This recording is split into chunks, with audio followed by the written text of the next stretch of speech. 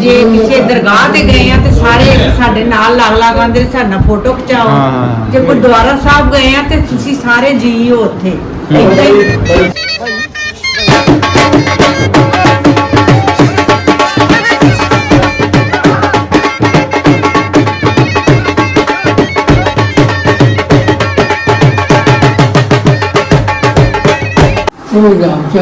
हाँ जी इकबाल सिंह इकबाल सिंह नवजाब सिंह हाँ जी बलदेव हाँ जी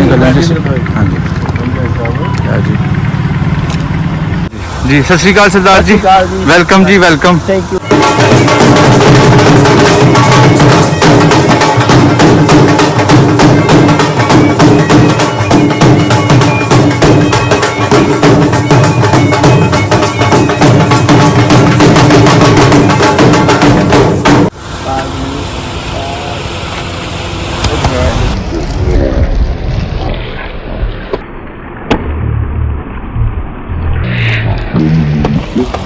कोई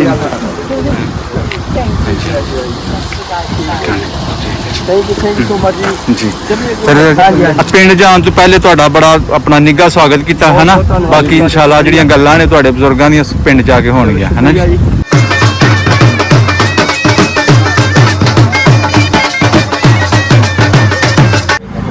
जी ढिल्लों साहब जी जी इथों ना पिंड अकबर ਦਾ ਰਕਬਾ ਸੜਕ ਦੇ ਦੋਵਾਂ ਪਾਸੇ ਸਟਾਰਟ ਹੁੰਦਾ। ਠੀਕ ਹੋ ਗਿਆ ਆਇਆ ਨਾ ਤੇ ਮੋਟਰਵੇ ਪੁਲ ਦੇ ਨਾਲ ਦੋਵਾਂ ਪਾਸੇ ਅਕਬਰ ਪਿੰਡ ਦਾ ਰਕਬਾ ਹੈ। ਉਹ ਸਾਹਮਣੇ ਅਕਬਰ ਪਿੰਡ ਹੈ।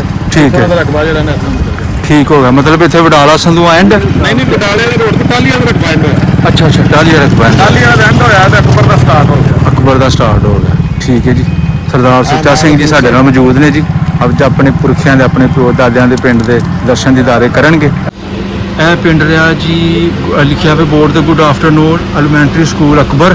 ਠੀਕ ਹੈ ਜੀ। ਤਹਿਸੀਲ ਡਸਕਾ ਤੇ ਜ਼ਿਲ੍ਹਾ ਸਿਆਲਕੋਟ। ਸਰਦਾਰ ਸੁੱਚਾ ਸਿੰਘ ਰਾਏ ਜੱਟ ਕਬੀਲੇ ਤੋਂ ਇਹਨਾਂ ਦਾ ਤਲਕ ਹੈ ਜੀ।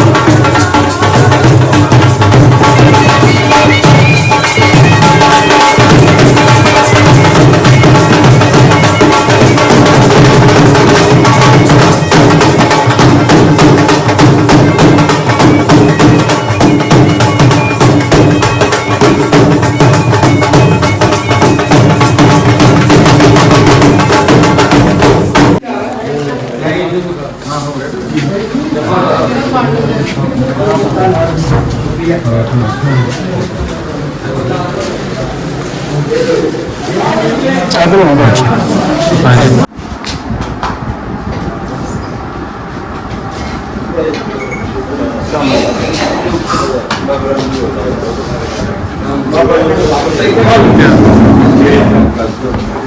ਇਹ ਜੀ ਬਾਬੇ ਦੀ ਮਲਕ ਸਾਹਿਬ ਨੇ ਤੇ ਇੱਥੋਂ ਦੇ ਜੱਦੀ ਨੇ। ਅੱਛਾ ਜੀ। ਅੱਛਾ। ਇਹ ਇੱਥੋਂ ਦੇ ਵਸੀਲੇ ਨੇ।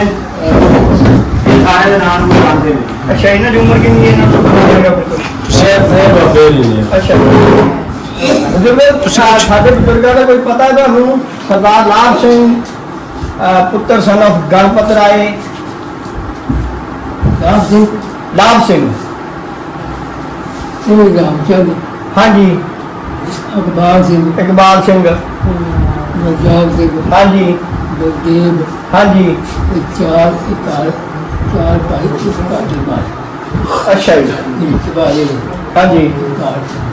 ਅਗਰ ਤੁਸੀਂ ਬਲਵਾਓ ਕਿ ਸਾਡੇ ਪਾਸੇ ਸਾਡੇ ਬੈਕ ਸਾਈਡ ਇੱਥੇ ਆ ਕੇ ਲੱਗੀ ਤੁਹਾਡੇ ਸਰਕਾਰ ਦੇ ਘਰ ਹਾਂ ਉਹੀ ਨਹੀਂ ਨਾ ਪਤਾ ਹੈਗਾ ਕਿ ਥੋੜਾ ਤੁਸੀਂ ਬਜ਼ੁਰਗ ਚਲੇ ਗਏ ਨੇ। ਮਤਲਬ ਆਪਣਾ ਘਰ ਕਿੱਥੇ ਸੀ ਪਿੰਡ ਦੀ? ਆਪਣੇ ਸਾਡੇ ਜਿਹੜੇ ਤਾਇਆ ਜੀ ਸੀ ਉਹ ਸੁੰਦਰ ਸਿੰਘ ਸੁੰਦਰ ਸੋਹਣ ਅਸੋਰ ਸਿੰਘ ਹਾਂ ਸੁਣੋ ਹਾਂਜੀ। ਗ੍ਰੇਟ ਤੇ ਉਹਨਾਂ ਦੇ ਪਿਤਾ ਦਾ ਨਾਮ ਸੀ ਦੁੱਲੋਬਲ। ਦੂਜਾ ਬਣ ਗਿਆ ਸੋਹਣੇ ਦਾ ਪਤਾ ਜੇ ਸੋਹਣੇ ਦਾ ਵਿਲਮ ਜੇ ਸੋਹਣ ਸਿੰਘ ਸੋਹਣਾ ਸਿੰਘ ਨੂੰ ਦੱਸਿਆ ਕਿ ਮੈਨੂੰ ਦੱਸਿਆ ਕਿ ਚਾਰ ਘਰ ਨੂੰ ਪੁੱਛਕਾਰ ਯਾਰ ਯਾਰ ਸਿੰਘ ਇਹ ਬਾਬੇ ਦੀ ਵੀ ਉਮਰ ਥੋੜੀ ਸੀ ਨਾ ਉਸ ਵੇਲੇ ਥੋੜੀ ਸੀ। ਸੁੰਦਰ ਗਾਣਾ ਜੀ ਯਾਰ ਘਰ ਸੁਣੋ। ਉਹਦਾ ਚੋਰੀ ਰਾਮਚੰਦ ਹਾਂਜੀ। ਵੱਡਾ ਚੋਰੀ ਅੱਛਾ ਜੀ। ਉਹਦਾ ਭਰਾ ਸੀ ਆਪਣੇ ਗੁਰਜਾਮ ਸਿੰਘ ਹਾਂਜੀ।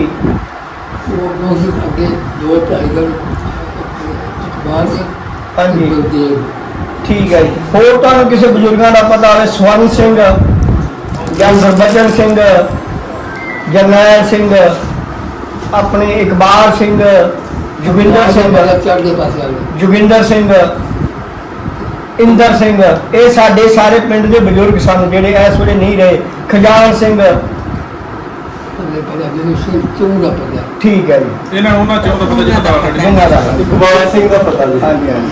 ਮਕਾਨ ਨੇੜੇ ਸੀ ਨਾ ਹਾਂਜੀ ਹਾਂਜੀ ਹਾਂਜੀ। ਠੀਕ ਹੈ। ਸਾਡੇ ਉਹ ਮਕਾਨ ਪਰ ਆਇਆ ਕਿ ਵੀ ਚੋਂ ਦਾ ਚੱਲੀ ਵੇਜੀ ਸਾਡੇ ਨਾਲ ਹਾਂਜੀ। ਸਾਡੀ ਗਲੀ ਸੀ ਉਹ ਤੋਂ ਪਿੱਛੇ ਸਾਡੀ ਗਲੀ ਤੇ ਤੁਹਾਡੇ ਪਿੰਡ ਦਾ ਰਮਜ਼ਾਨ ਮੋਚੀ ਉੱਚਾ ਸੁਣਦਾ ਹੈ। ਹਾਂ ਗੁਜਰਾ ਰਹਿੰਦਾ ਉਹਨੂੰ ਇਲਮ ਚੋਖਾ ਇਹਨਾਂ ਨਾਲ ਅੱਛਾ ਅੱਛਾ। ਹਾਂ ਰਮਜ਼ਾਨ ਕੋਚਿੰਗ ਜਿਹੜਾ ਨਾ ਜੇ ਹੈ ਤੇ ਸ਼ਹਿਰ ਨਹੀਂ ਨਾ ਉਹ ਜਿਹੜਾ ਨਾ ਉਹਦੀ ਉਮਰ ਇਹਨਾਂ ਨੂੰ ਜ਼ਿਆਦਾ ਹੋਣੀ ਹੈ। ਹਾਂਜੀ ਜ਼ਿਆਦਾ ਤੋਂ ਜ਼ਿਆਦਾ ਪਤਾ ਹੈ। ਇੱਕ ਰਮਜ਼ਾਨ ਮੋਚੀ ਸਾਹਿਬ ਨੇ ਇੱਥੋਂ ਦੇ ਨੇ ਗੁਜਰਾਲੇ ਰਹਿੰਦੇ ਨੇ। ਠੀਕ ਹੈ। ਉਹਨਾਂ ਨਾਲ ਰਾਬਤਾ ਹੋਇਆ ਸਾਡਾ, ਉਹ ਲਾਹੌਰ ਤੋਂ ਕਹਿੰਦੇ ਸ਼ਾਦੀ ਹੈ। ਅੱਛਾ ਅੱਛਾ ਜੀ।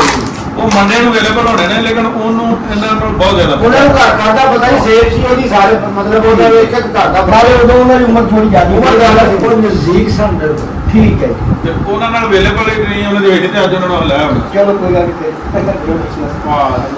ਉਹ ਲਾਹੌਰ ਇਹਨਾਂ ਰਹਿੰਦੇ ਨੇ ਵੀ ਇਕਬਾਲ ਸਿੰਘ ਨੇ ਦੱਸਿਆ ਸਾਡੇ ਪਰਿਵਾਰ ਚੋਂ ਸਨ। ਹਾਂਜੀ ਕੁਲਦੀਪ ਕੁਮਾਰ। ਹਾਂਜੀ। ਤੇ ਜਿਹੜਾ ਇਕਬਾਲ ਸਿੰਘ ਸੀ ਉਹ ਪੁੱਤਰ ਹੈਗਾ ਸੀ ਸੁੰਦਰ ਸਿੰਘ। ਮਤਲਬ ਉਹਨਾਂ ਦੇ ਵਾਲਦਾ ਦਾ ਨਾਮ ਸੀ ਸੁੰਦਰ ਸਿੰਘ। ਉਹ ਪਿਛਲੇ ਹਾਂਜੀ ਉਹ ਪਿਛਲੇ ਘਰ ਠੀਕ ਹੈ।